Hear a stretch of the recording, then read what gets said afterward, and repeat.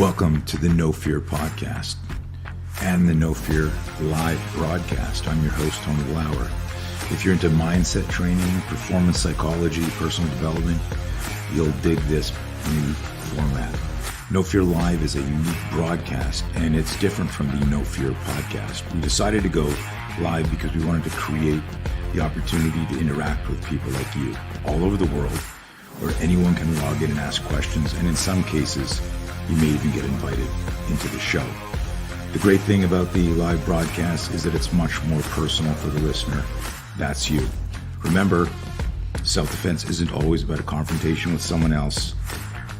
The first and most important fight is winning the one inside your head.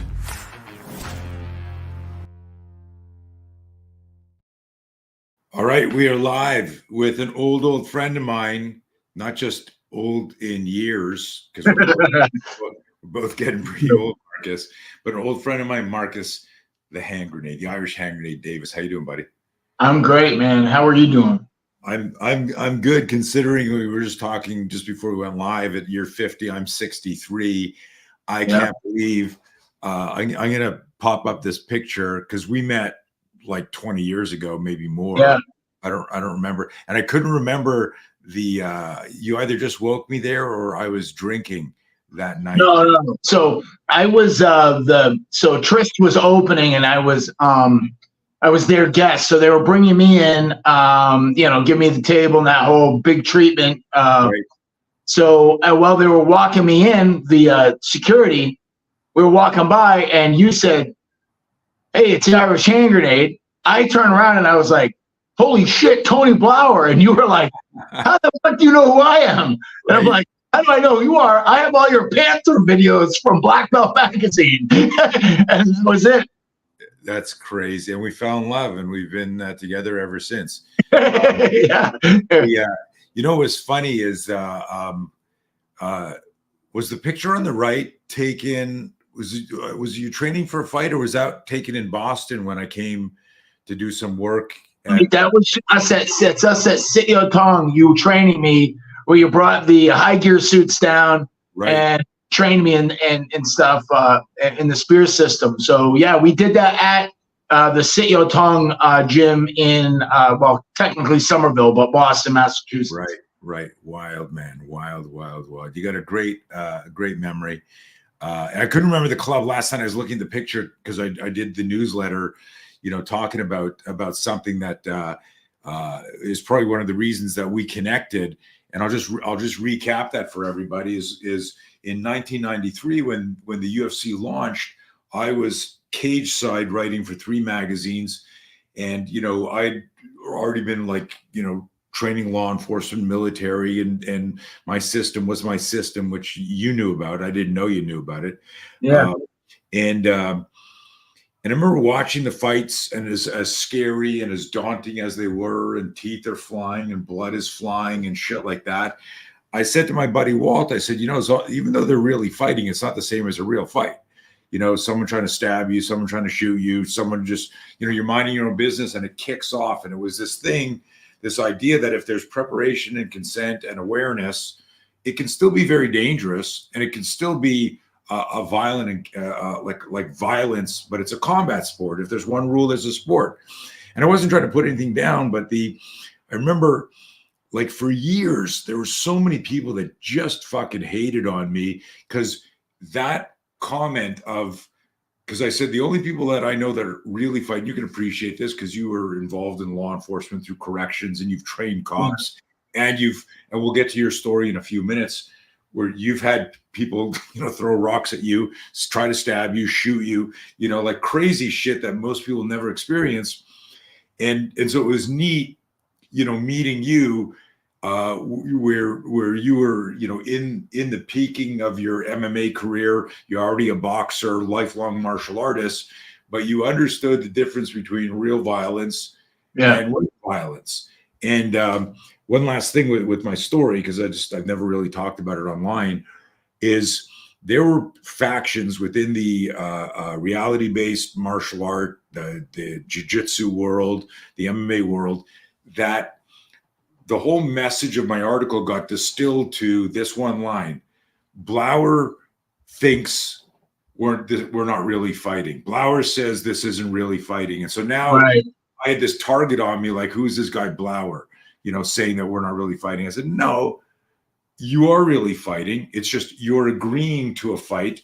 Exactly.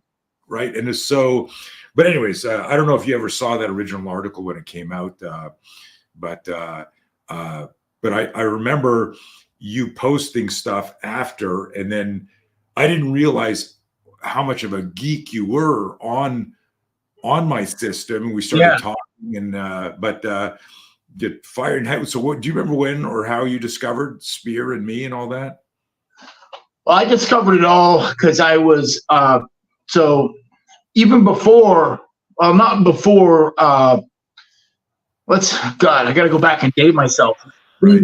When it would take us like 2 or 3 hours to download like a 2 or 3 megabyte file with a computer, and then you'd get it, you'd download it, and you'd watch this video, and it would be the shittiest video ever. But I used to do that, and I'd sit for hours downloading everything that I could find about you at that time, right when I first got my first computer.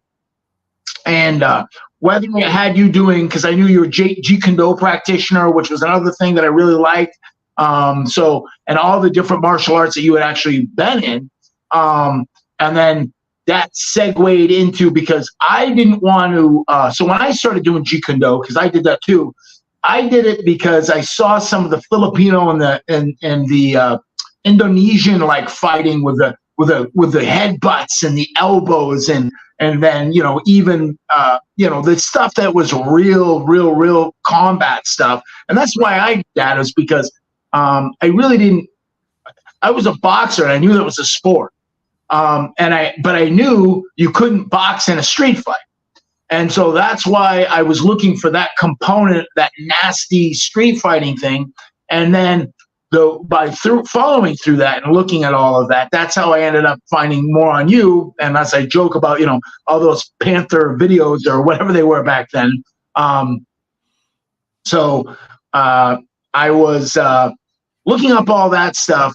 And that's how I kind of segued into your stuff. And I started to download any videos that I could. And then obviously, as I continued my martial arts journey, I just continued to look up that stuff, because I got right into, the brain part of it, like how the brain works. And then, and I wanted to do things too for myself, because I was in fear of, all the guys that I grew up boxing with, they all slur their words. They're all, have that punch drunk syndrome. And I wanted to do stuff to be able to prevent that. So that was, on top of the psychodynamics behind, an attack, also was, keeping my own, cognitive awareness and stuff. Yeah.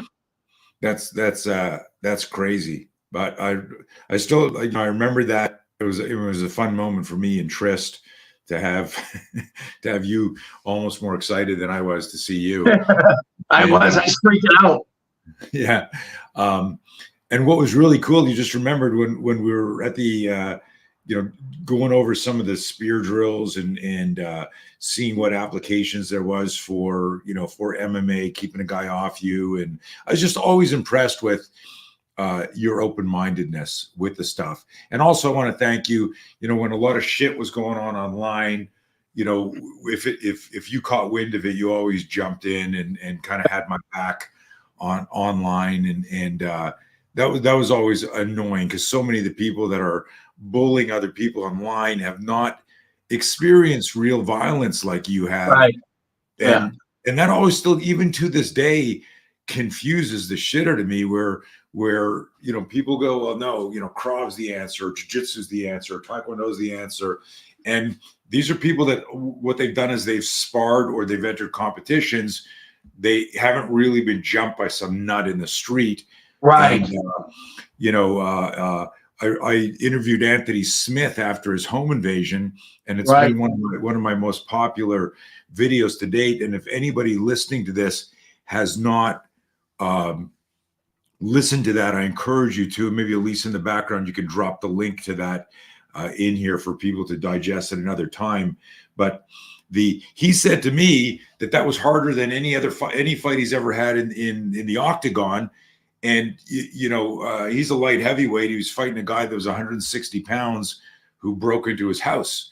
But because of the fear of the home invasion, not knowing if he had weapons, worrying about his wife and his kids and all of that, it wasn't the same as just walking into the octagon or a boxing ring.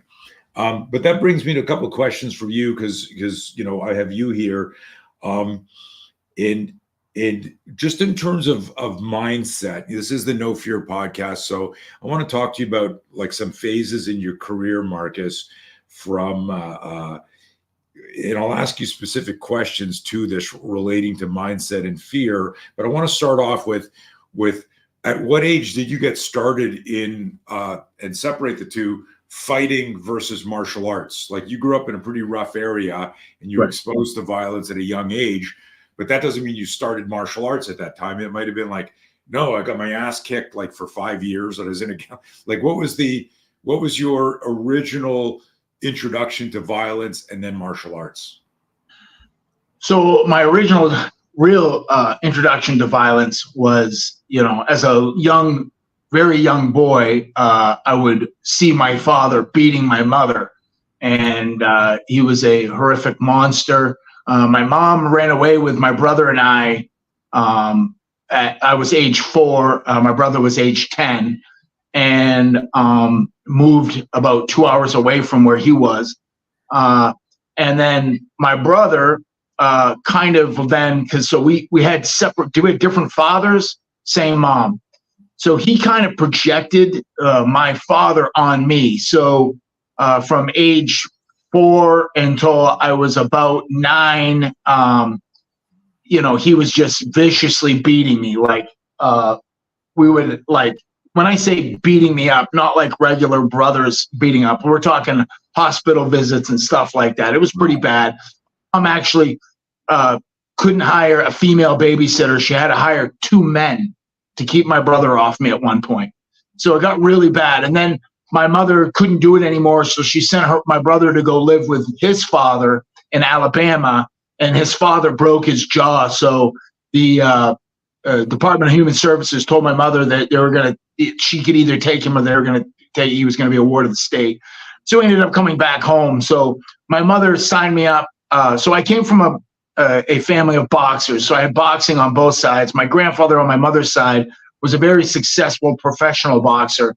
And so I wanted to box, but there were no boxing gyms at that time where I lived. So I started in Okinawan karate at age 9. And then they started a local boxing program, and I started boxing at age 13. So that's kind of the amateur boxing. But obviously through that, right, I was getting in fights all the time at school. And this goes on, and I'm sure we'll get into it. And, later on I would get stabbed twice. I had guns pulled out on me. I only got shot at once. And like you said, I've been hit with bricks, pint glasses, ashtrays and bars when you used to be able to smoke, all that stuff. Crazy. Yeah, I remember. So I've become friends with Tim Kennedy. He's nuts. Yeah.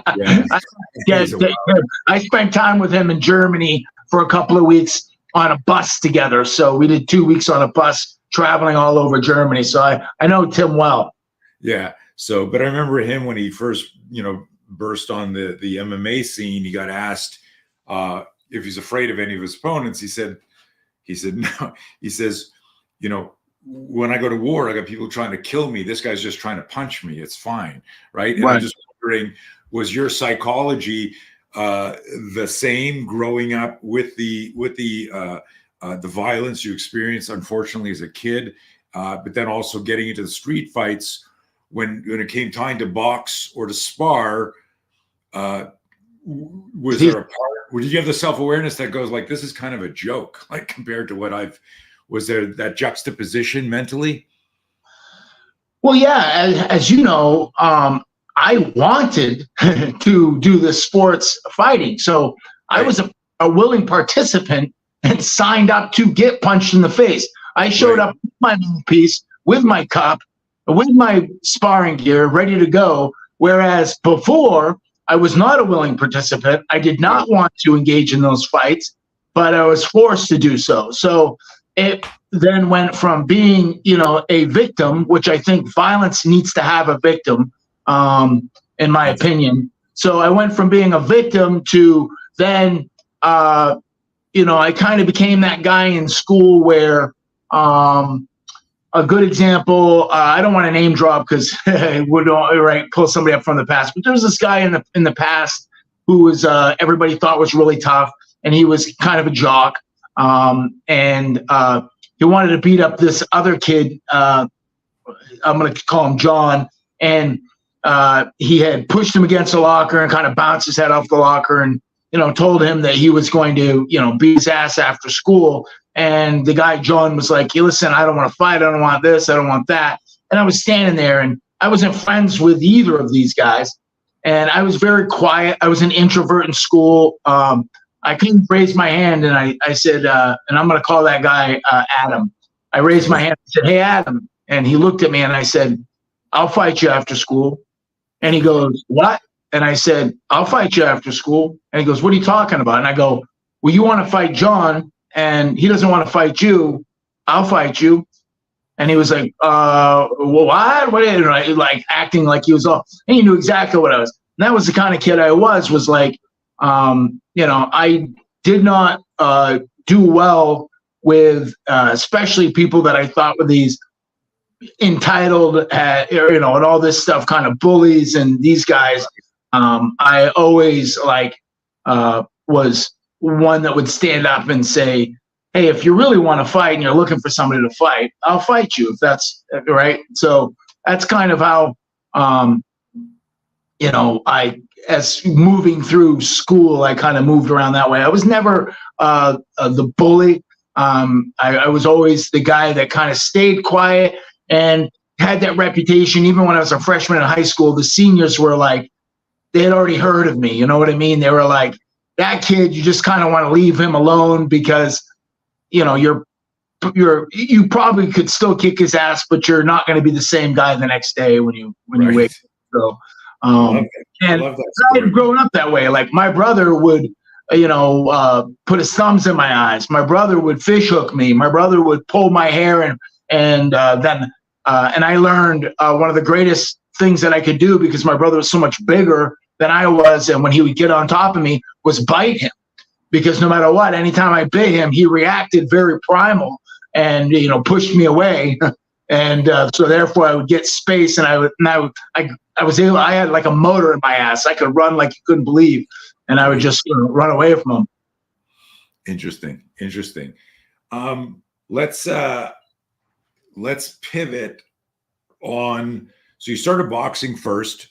You had you fought for quite a time. I was looking at your records last night, and I didn't realize that it was pretty impressive. How many? I don't have the number in front of me. I should have written it down, but I don't want to go out of the screen. But I got it up here. But you had how many boxing matches did you have? I had 22. 22, and then total professional MMA fights. I think they've got me at I think they might have me at 50, maybe something like that, maybe. Wow. So I was fighting even before they had. They were really tracking them and stuff. So I'm going to say I want to say that it's probably got me at 30 or 40 or 50 fights. That is a ton of fighting. Boxing or MMA, which did you enjoy more? MMA.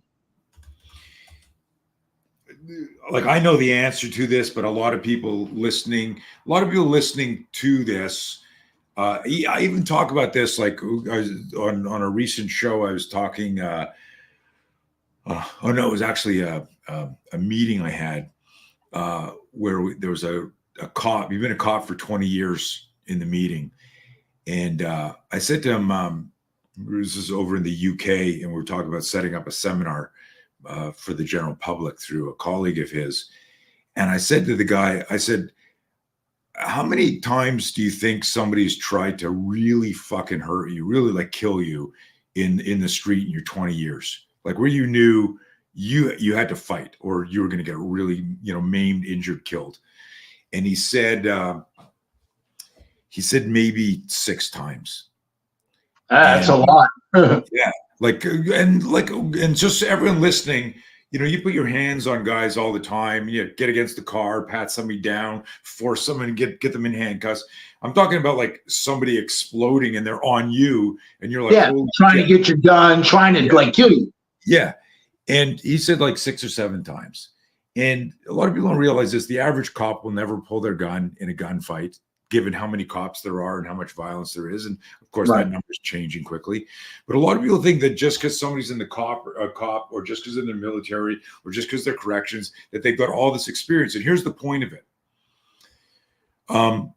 I said, you've been a cop for 20 years and you've been in 6 real violent fights, let's say it was 20. That means you fight once a year. Right.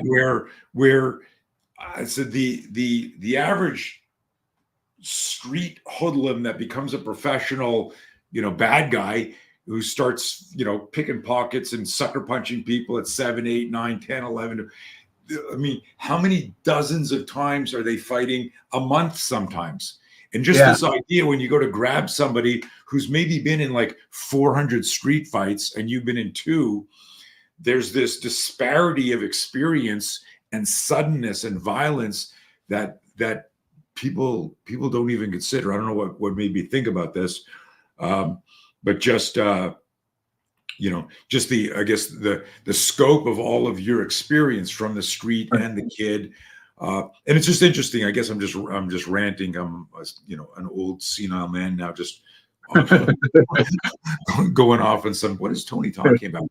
Just this idea that everyone like talks like they're an expert on violence. Yeah. And I go like it's completely different. The emotional, psychological preparation. And I was going to ask you one of the questions I had here. And just like I want people to get to know you, and then before we start talking about your book and getting into how they can either train with you or learn from you or pick your brain or hire you remotely or whatever. But I wrote this question down: boxing, MMA, street. Do you remember your worst fight and why? When I mean worst, it can be like emotional, psychological, physical. And then the flip side will be, of course, after you go through that, what was your best? I would say, well, obviously I can remember in each, like there's ones that are athletic sports that were, that weren't fights that went so well that were the worst fights. Right.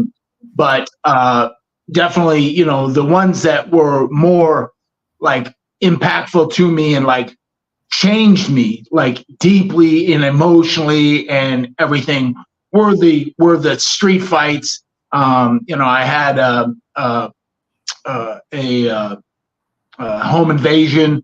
I've had some things happen that are pretty, scary. I had somebody try to mug me or steal. I was carrying a cash box out of a bar, and somebody tried to mug me from there. That ended up in a very violent manner. So those are the ones that immediately, pop into my head. Right. And so summarizing that, you've had like a couple dozen violent boxing matches. You've had 40, 50 violent MMA. There's no MMA fight that's not violent. They're all violent, but really what stands out. So I had 217 fights that were recorded. So my amateur career, my amateur boxing, my amateur kickboxing, and then my MMA, and then my kickboxing, my K1, and then my MMA professional career, I had 217 fights. I came out of retirement about a year and a half ago to do one more, and that was my 217th fight. Amazing. Amazing. Well, just, if I don't remember later, congrats on an amazing career. You're retired now. Or you might come out again. Oh, no, no, no. I'm done. I just, right. All these guys that I'm beating up are younger than my kids. So I'm done. I'm, Right, right. You know, not all heroes wear capes. You might be there as the courageous bystander when you see some fucking bully in a situation. But the what I get there, and this is important for everyone listening. So here's a guy who is well versed in violence, at all types of violence. When I said what was the worst experience, what he talked about was everything I talk about, where sudden violence doesn't ask you if you're ready.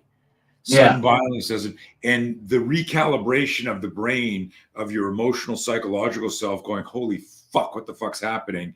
And this mind speed you need to catch up to the violence, that leaves that level of PTSD that when Marcus said there's some experiences that changed him deeply, that's what he's talking about. And it's important for everybody to contemplate that, right? And you can't, this is the paradox of training. You could easily, comment, well, how many fights have you been in, Tony, that you're an expert to talk about all this? I'm talking about the observations, and I'm interviewing people like Marcus and military guys and cops and correctional and other people. And I'm extracting insights so that we can look deeply at the psychology of fear, not the physiology, the biology, but recognizing the psychology of fear is most important. How we manage fear pre and post event, and then recognize this, that if all fights are dangerous, the most dangerous one is the ambush. It does very specific things to you emotionally, psychologically, physically, but you can prep your mind. You can, I've been saying this for decades now, if I improve my perception speed, I can improve my reaction time. And you do that through scenario training. And, but I want everyone just to reflect on what Marcus said. He doesn't know what the questions are going to be, but he talked about events that changed him deeply, and they were always like sudden violence outside of the ring. Let's pivot in terms of it's funny. I want to talk. You've always been like an amazing tactical athlete. Your approach to conditioning and training, from intuitive mindset to whatever influences I might have had, to like being a student of boxing, the sweet science, then getting into MMA. I was at dinner with Tim Kennedy and Michael Chandler a few months ago, and my wife, Jessie, I don't know if you remember her. I think you met her briefly in Vegas on one trip. Yes. Yeah. But she should have her own talk show because she has zero filter. But we're sitting at the table with a bunch of trainers, and the fight with Connor and Chandler had just been announced. And my wife goes, "Oh, you're the guy that's fighting Connor. Are you scared? Do you think you're going to win?" Like what? like shh, we don't. We're athletes are superstitious. We don't talk like that. What do you? And he looks at her, Marcus. I love your smiling. He looks at her and he says, "When I step into the octagon, I will have done everything I possibly can to be ready for the fight. So it's all in the preparation. So I don't know how to answer that other than I'll be ready for the fight, and anything can happen when you fight." And I thought it was a cool answer. So you always were, I remember one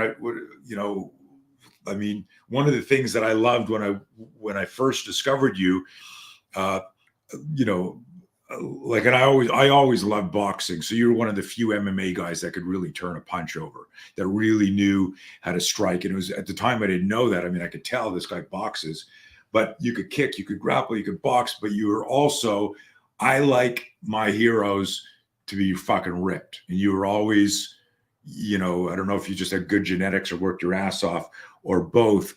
So I wanted to ask you a little bit about, even early in your career, what was your mindset as far as preparation and training from stamina, endurance to strength to speed to the sparring, anything like, because you did things different, and that actually that actually has kind of inspired a new part of your career now that you've retired in Right. body transformation. So I want to connect those two. What was Marcus 20, 30 years ago that led up to the transformations? Well, so right in the 80s and then in the 90s, the way that I was training, or I was being trained. So, that was even back before, where they would say, don't lift weights if you're a boxer because it's going to make you slow. There wasn't a whole lot of understanding with that. They didn't understand the difference between how to train your fast twitch muscle fibers and your slow twitch muscle fibers, and being able to keep your body in an alactic state of rather than a lactic state, and how and all those other scientific stuff behind hypertrophy or like I said, athletic training and stuff. So for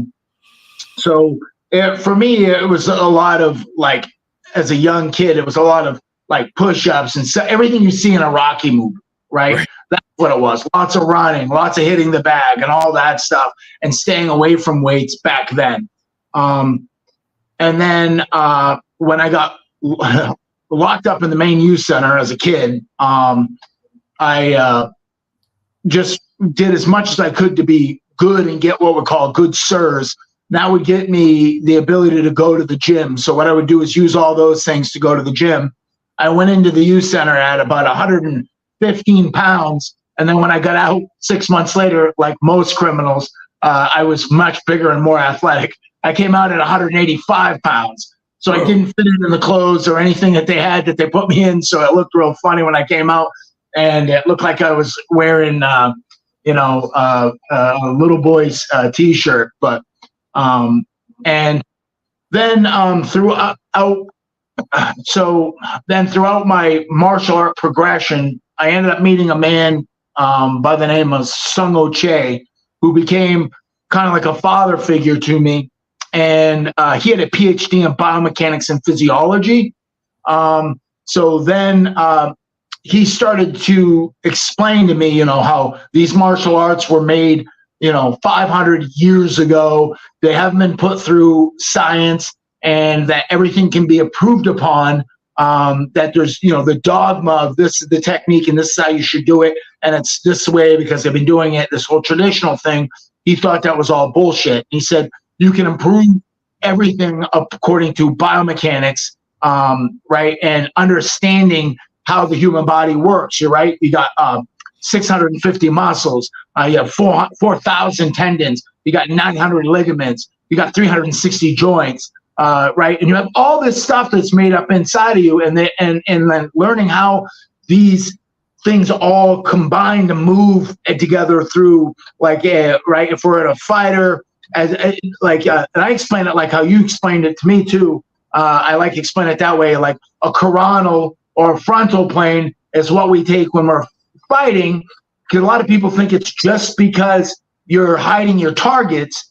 It's really because that's where your balance is. Like, your balance is in that frontal coronal plane, right? And then through that, we're using, right, force. Maybe if I'm throwing a jab, I'm using force, or I'm using torque, right? Force is linear, torque is angular. So I might be throwing hooks and stuff from that, but I'm on a transverse plane. So it's multiplanar. So you need to train in a multiplanar fashion rather than just the sagittal plane where I'm doing cleans and a squat. And if I'm laying on a bench, I'm still in a sagittal plane.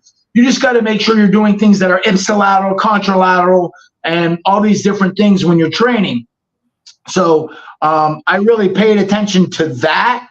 And then I would look at myself in the mirror and I would say, do I have any muscle imbalances? And I might do some kind of hypertrophy program for something that was a muscle imbalance. But I would spend most of my time when I was out of season doing a lot of traditional type strength and conditioning, where I'm taking a weight that I can barely do for 8 to 10 repetitions, and I'm doing that. And I may do some that I'm only doing 5 to 6 reps, depending on where I was in my training program. And then as I would start to get into actual camp, I wouldn't lift weights for that last 3 to 4 weeks before the fight, because you can't get in any better shape really in that 3 to 4 weeks or any more, whatever. All you can do is really cause harm. Like, you could injure yourself, you could do something stupid. So that's kind of how I handled all of that. And and through fighting, right, all those years and everything, I struggled with all kinds of injuries. One in particular was I had lower lumbar facet syndrome. I had spinal stenosis. I had a lot of these like other problems, but I had a bulging disc at C5, 6, 7, and 8. So I used to get epidurals for that my whole entire career, and I struggled with that a lot, especially at the end. And then after I retired, I actually had and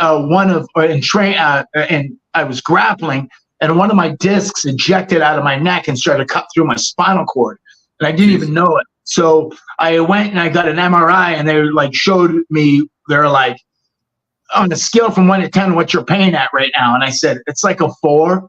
And the doctor goes, I think your 4 is a 10. And I'm like, what do you mean? He goes, I think you're so comfortable with pain. And then he showed me the MRI of that disc cutting through my spinal cord. So I went in and I had a discectomy of my C5, 6, and 7, and then a couple tension screws, some organic material put in those areas of the disc, and then I had a posterior plate put in. And so I was a mess after that. And then I wrote out my own PT and started doing that. And that was about 18 months ago.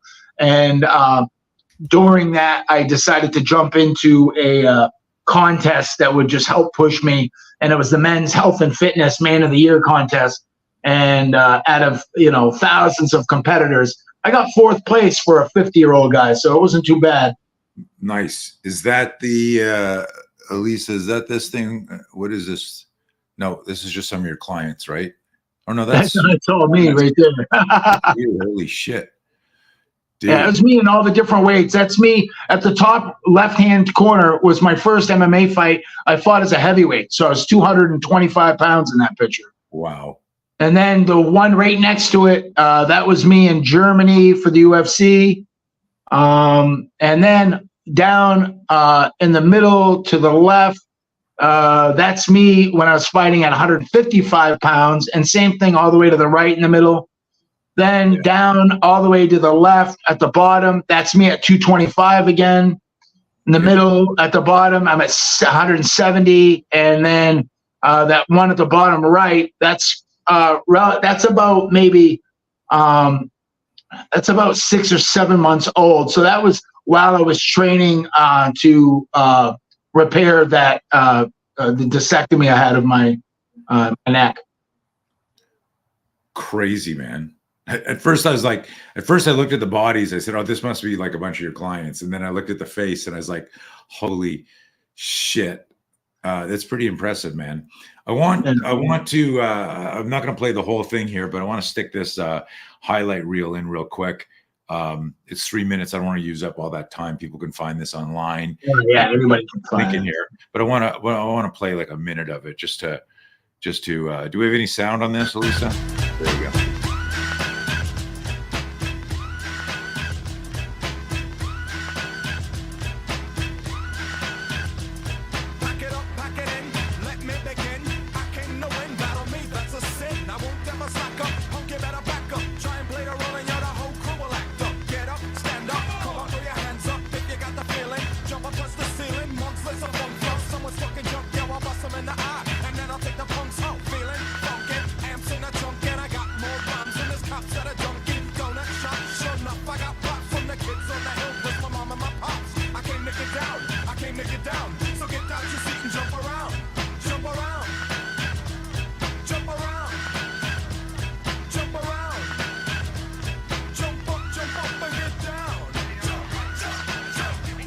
We'll stop it there. They can watch it. They can watch it online. I almost fought that guy in a street fight after knocking him out there at the airport. He wasn't happy? No, at the airport, he came up to me, started talking smack. And then the security came over because I started screaming and stuff. And I was like, dude, I just knocked you out. I would fucking kill you here in the airport. So, yeah, it was crazy. Yeah. It's an interesting game. Let's do this because I only have you for a short time, and on today's call, um, you've had an amazing career, as a fighter, and you've, as an entrepreneur, you've done a bunch of things. Let's talk. Let's talk about the book, and I'm going to pop it up here. What goals for the book? It's obviously it's you know when you have a career like this, it's great to document it. But in terms of your goals for the book here, uh, what are you sharing with the world? So that book, so this is a two-part series book. This book has nothing to do with my fighting career. This Okay. book ends in 2005. Well, nothing to do with my UFC career. It Okay. ends in 2005, and the last chapter is me about to go on to the Ultimate Fighter. But it starts out basically before I was born, an introduction of what it was like for my brother and stuff, and then my brother interviewed when I interviewed him for this and how we did this book.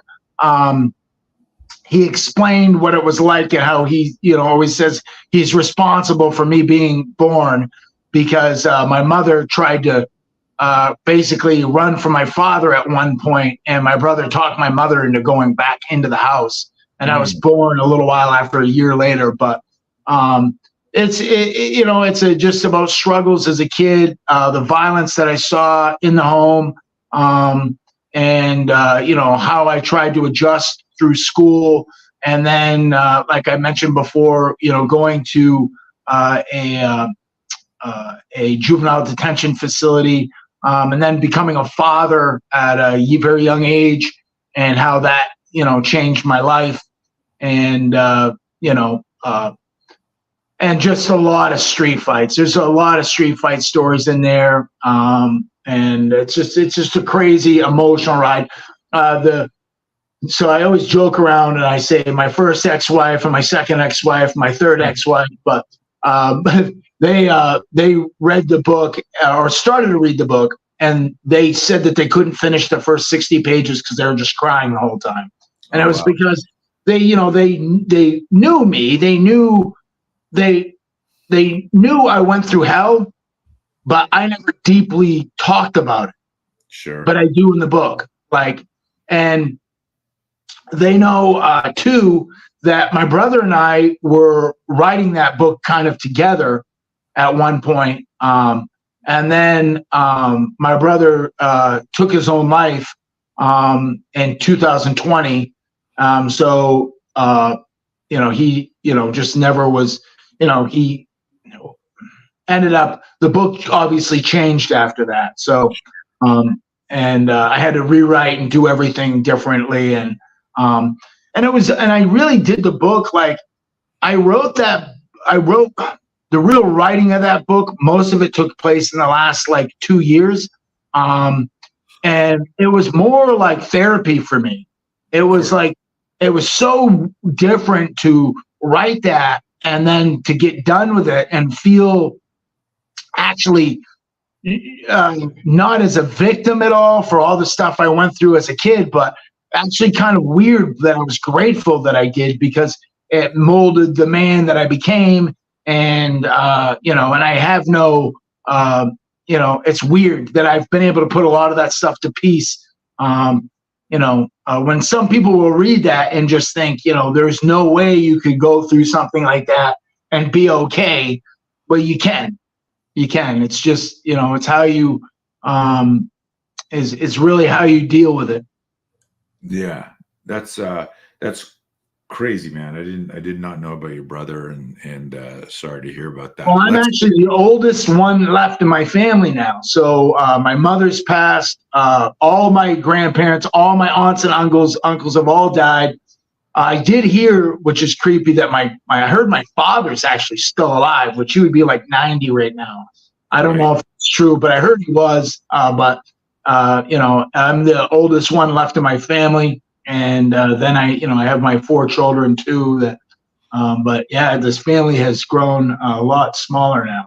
But let's on a the positive side, let's talk about this photo for a second. Aside from, I don't want to rush past this, but writing is insanely cathartic and really helpful. And I'm glad that you did it, because you've experienced a lot more than a lot of people, and to come out, as a in like you said, at peace with some of the things. And part of that also is it's the Rocky story, and you've been a fighter your whole life, and it's something that we like to tease about Chuck Norris memes and stuff like that. But in his, I don't know if he's written more than one book, but I remember in his book he talked about that he's never lost a fight in his life because he always learns. Right? Yeah, he's got W's and L's on his record, but right. he always figured out a way to learn from the experience, and he can't consider that a loss. And that might be, metaphysical blah blah, but it's ultimately at some point you arrive, if you're looking for it, at some wisdom from the experience. Let's pop this up here. Tell us about this photo.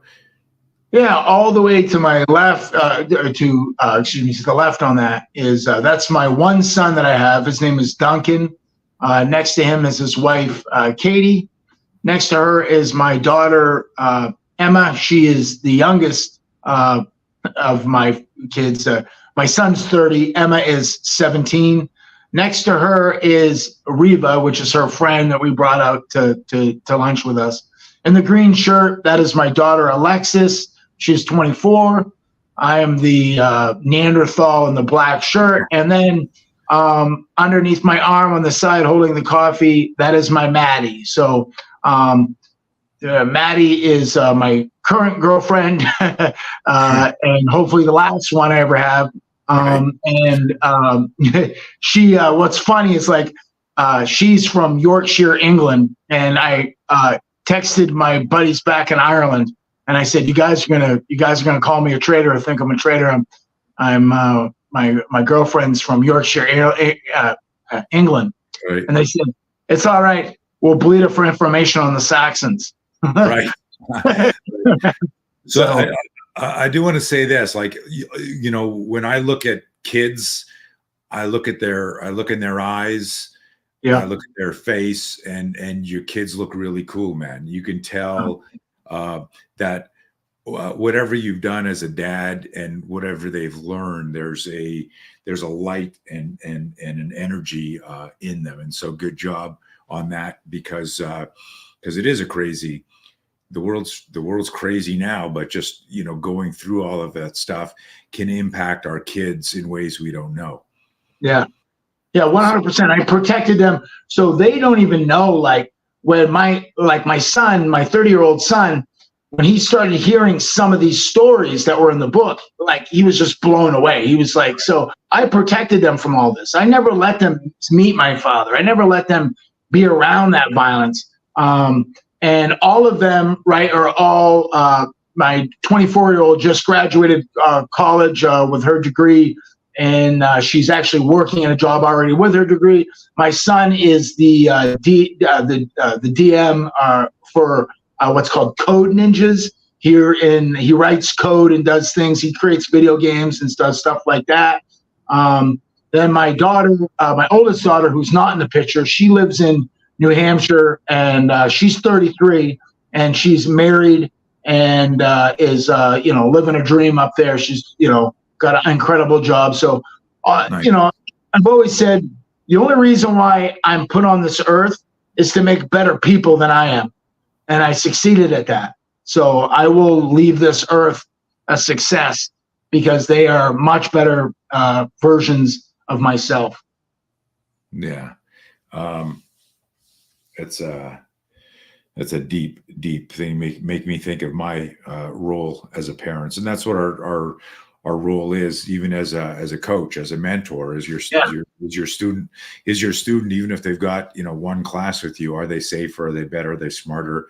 Are they thinking more? We're going to take a couple of questions in a minute. You over the years, you've learned a lot about fear, about mindset. from the street, from combat sports, and also in business. You're now, you've developed do you want to talk a little bit about the program in your next book and what's coming out, as far as what you're trying to do, let's say this chapter in your life? Yeah. So, right, there is going to be a second part to the Irish Hand Grenade. It's literally How I Became the Irish Hand Grenade Part 2. That will start off with me going into the house for The Ultimate Fighter 2, and then it will end. And right now, I'm just planning on ending it in 2021, unless something crazy happens after we get off this call. But and then I have a fitness book coming out, and that's coming out in the next 2 weeks. It's called Age Defying Vitality: A Fitness Journey to 50.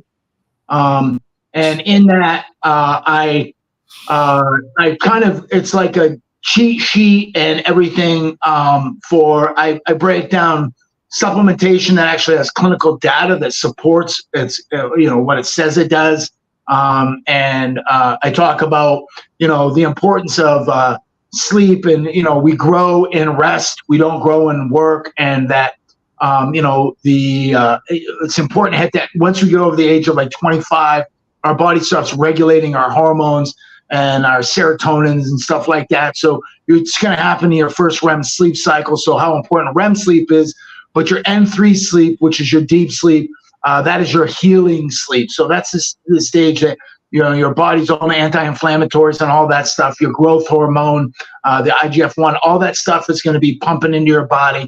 And if you don't get that good night's sleep, right, you have all these hormones. I mean, like your ghrelin, your leptin, your cortisol, your testosterone, your 4 estrogens that are in your body. Like all these different hormones are all out of whack. And that's why in my book, I say, the most important part of my fitness journey is how I eat, because if I eat like shit, everything goes bad. You're going to sleep bad and your training's going to be bad. Then the next thing really is how I recover, because if I'm not paying attention to how I'm recovering, it's going to affect your workout. If you don't sleep well, you're just going to flush your workout down the toilet.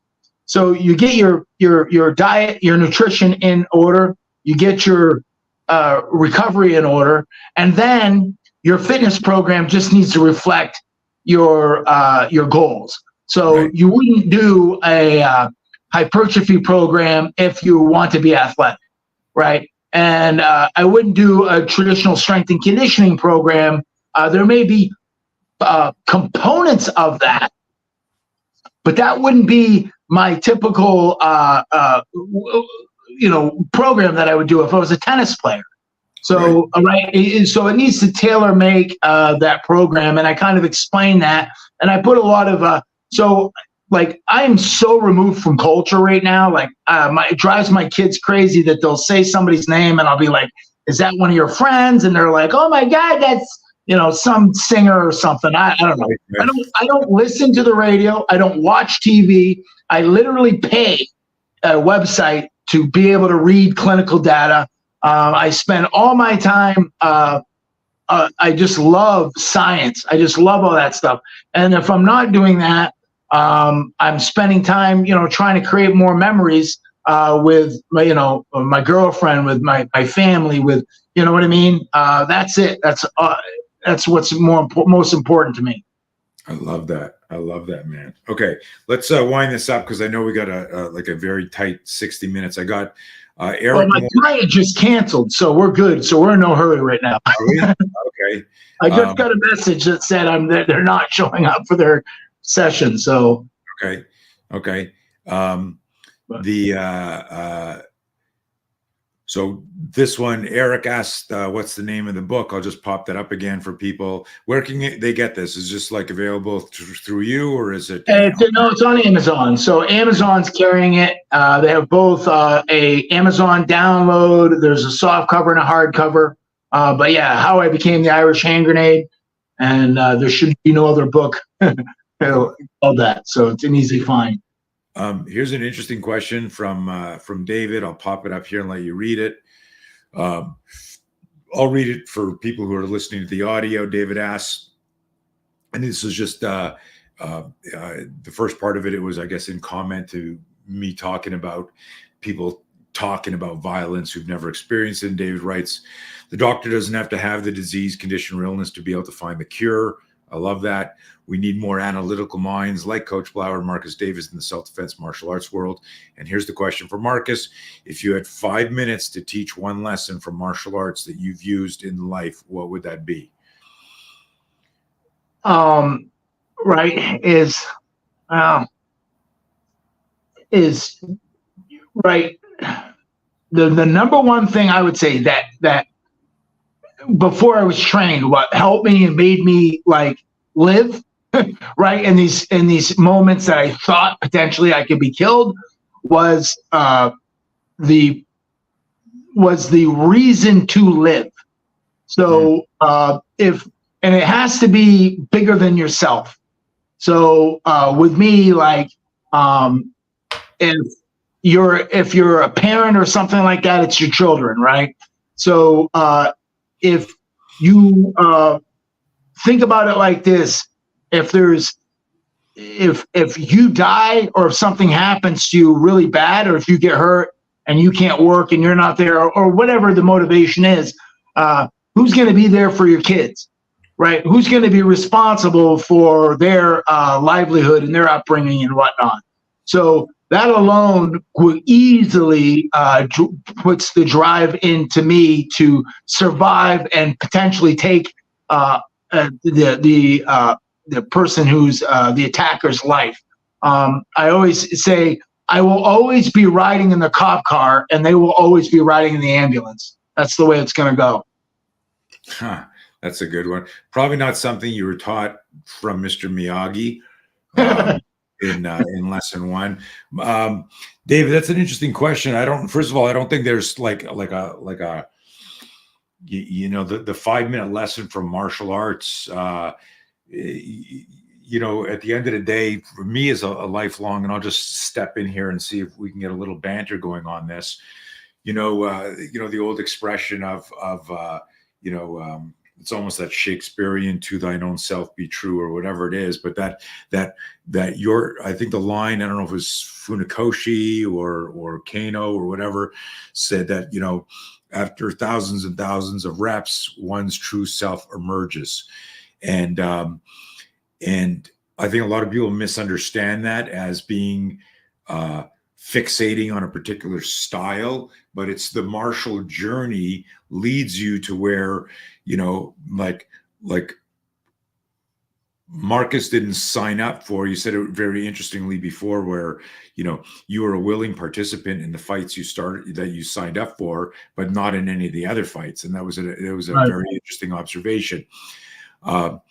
So he was enlisted in the study of martial arts as a 4-year-old, but didn't realize it. But it wasn't the conventional in a dojo bow. It was like understanding the martial way and violence and survival. And if you come back to, and I'm getting like a little metaphysical here, of some of the original stuff of finding your own self to the point where you understand violence. And it's almost like the Jordan Peterson line of being the harmless man versus the dangerous man, right? The harmless, if you're harmless and you can't inflict violence on somebody, or how we said it is, you're harmless if you can't conduct violence, right? You're useless. And I don't know if you've heard the quote. I messed it up. Sorry, Jordan. But it was it's like you're a good man. If you're a good man, is somebody who's able to who's able to do great violence, but keeps himself under control. Where right. A weak man, he has no ability, so he has no choice. Exactly. And so you've gotten to the point, and again, there's a thread to this where, 14-year-old or 15-year-old. How old were you when you said to the guy, "Hey, I'll fight you" in high school?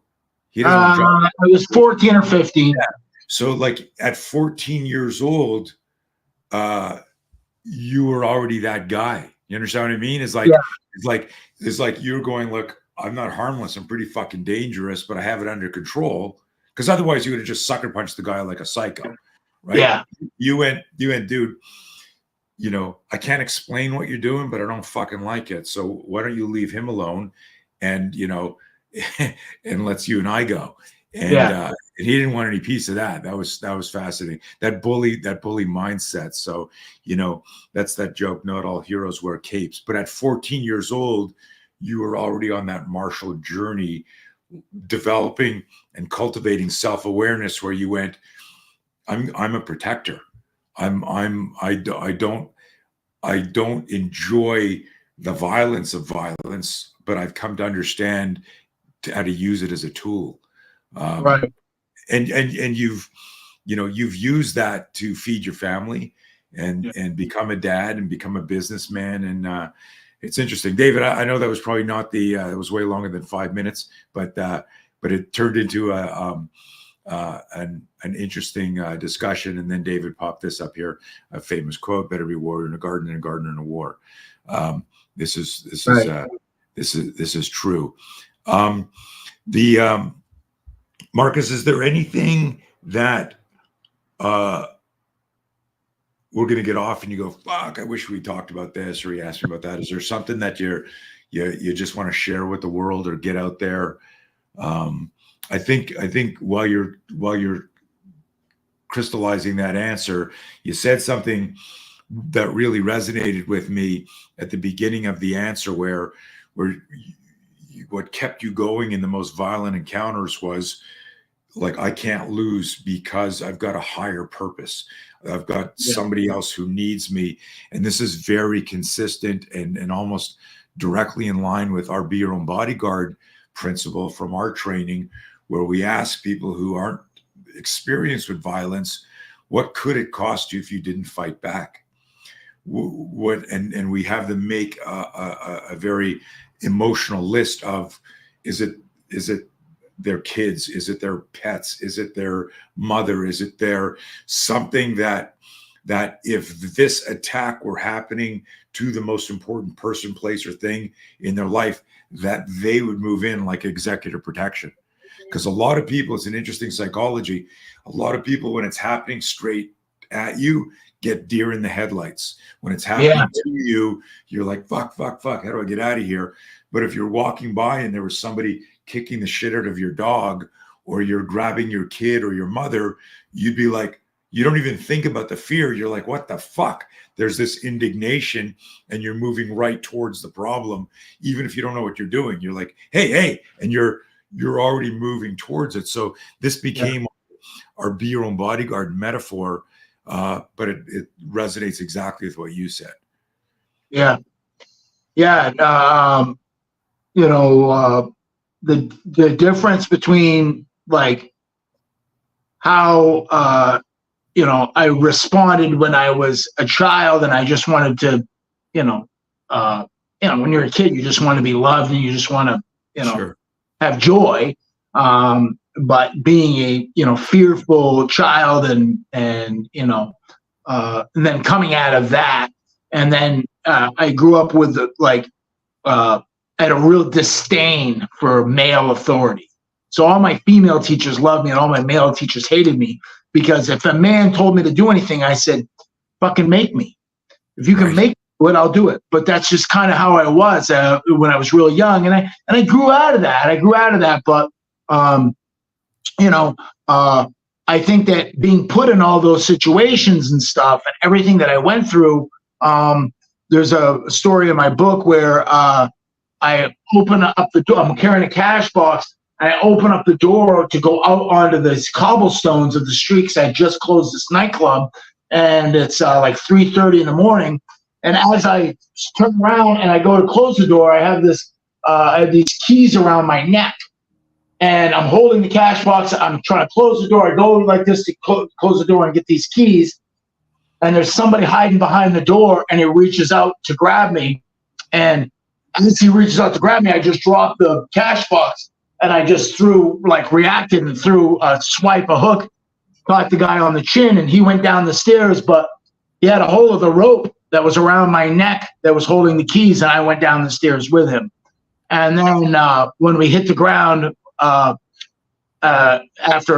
so we hit the ground, I kind of went to a knee on belly kind of position while he was trying to hold that cord around my neck. And I said, let go.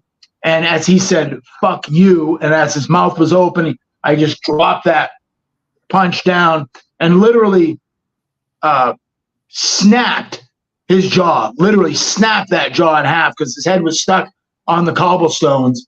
And a piece of it went through, and I have this giant scar on my hand of where a piece of that jaw went into my hand, and that. And then I immediately was up. The money was all over the place. It was just chaos. Cops came, the ambulance came, all that stuff. And I tried to. What was really messed up is I then was trying to press charges like against this guy for the whole thing. And they were telling me that that I would be lucky that I didn't get charges. Like if nothing came from it from me, because that guy would be eating out of a straw for basically the rest of his life, they were saying, which isn't true, but that was basically what they were saying to me about trying to convince me not to press charges. So it's just crazy that, that is right, something that, you got to think about, right, when you're defending your life. And as you know, right now with how things are, we've seen all kinds of people who are just defending their life or others, and they're getting brought up in charges for doing so. So yeah, that's insane. That's it's wild. It's always been the case, and it's worse. It's way worse now, with that. And everyone, a lot of people listening to our show are law enforcement, military. They understand the law more. But if you're a martial artist or just, a citizen interested in self-defense, it's super important that you understand the letter of the law and the implications and just what your state or your province or your area says about self-defense. It's not John Wick, folks. You can't. Right. It's not that, and people, you can literally. I remember reading about this. A burglar broke into a house to burgle the house, then snuck out the back door, and the home owner had been rebuilding their balcony, and it wasn't fixed yet. Yeah, so I heard about this too. and he fell off and injured himself and sued. Even though he was the burglar, he sued.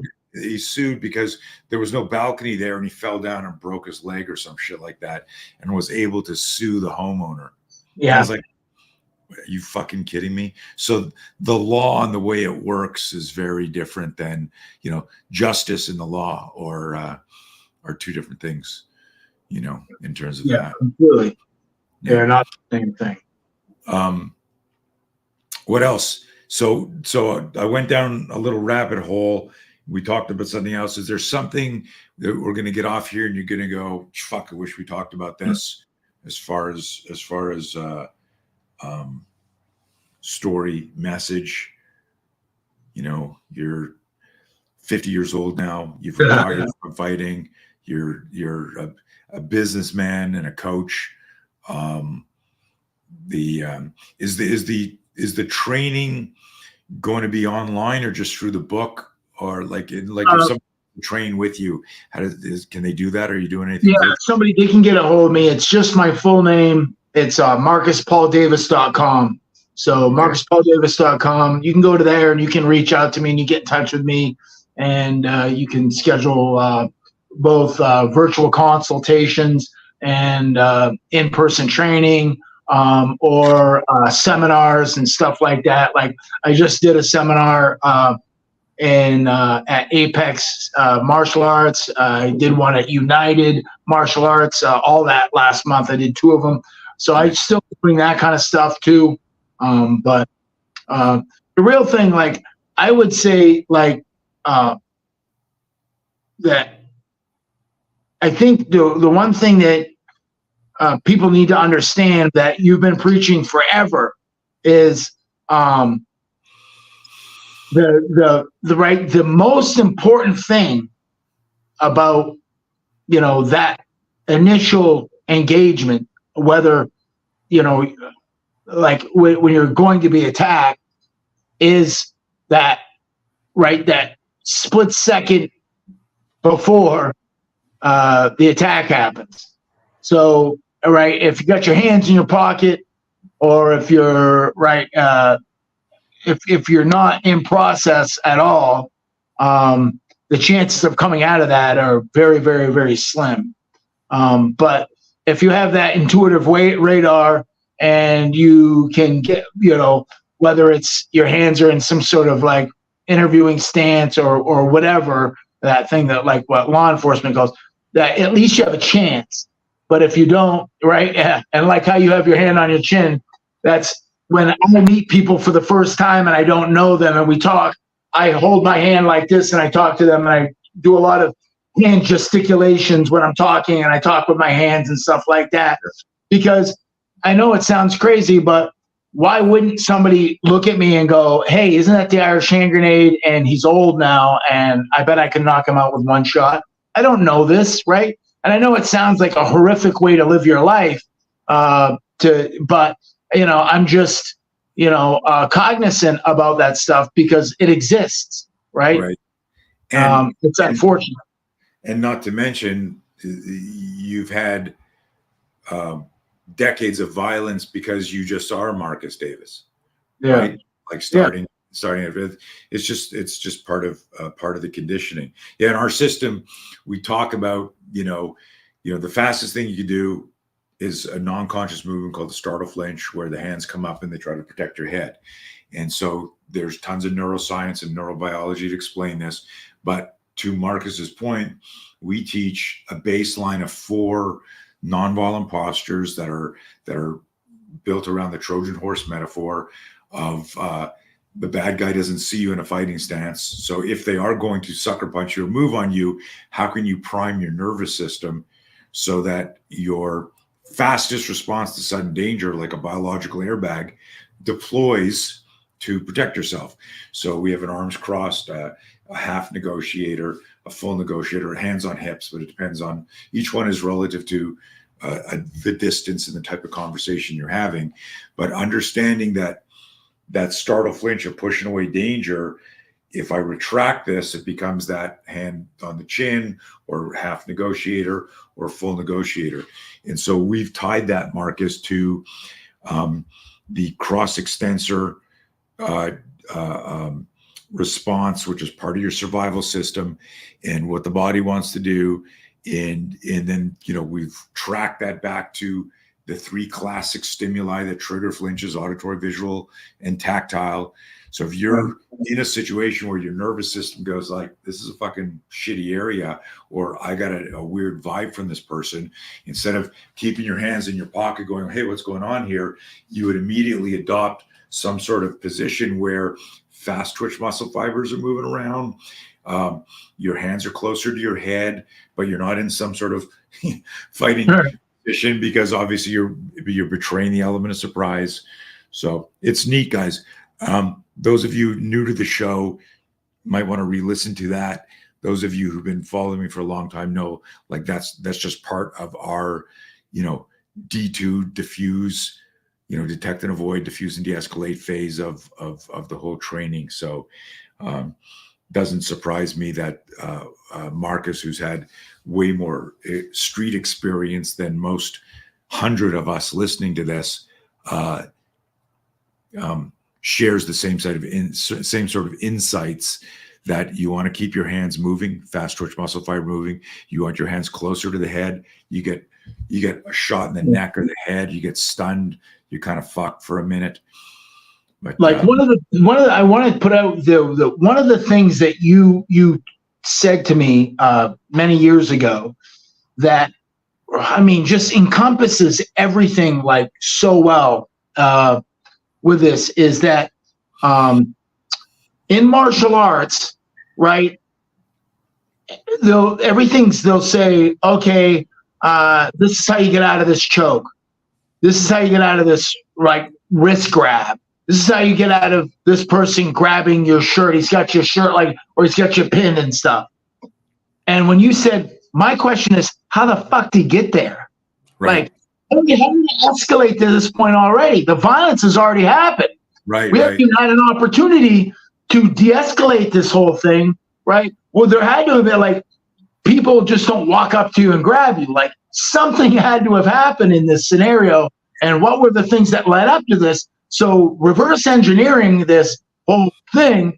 And when you had said that to me, I said, that's like everything.